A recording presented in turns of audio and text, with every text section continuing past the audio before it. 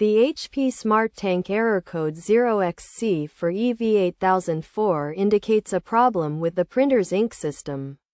Several factors can cause this issue, including jammed papers, improper installation of the ink cartridge, and outdated firmware. To resolve the problem, start by checking for jammed papers. Disconnect the printer from the power source. Remove the paper tray, and inspect the paper tray area and cartridge compartment for any obstructions. If you find any, remove them and then close the cartridge compartment. Replace the paper tray, and reconnect the printer to the power source. Next, inspect the ink cartridge installation by powering off the printer, opening the ink cartridge compartment, removing the cartridge, and reinstalling it to ensure it fits perfectly in its position. Another potential solution is to update the firmware.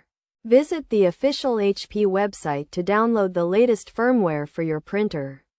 Install it, and then power the printer off and on again after a brief pause.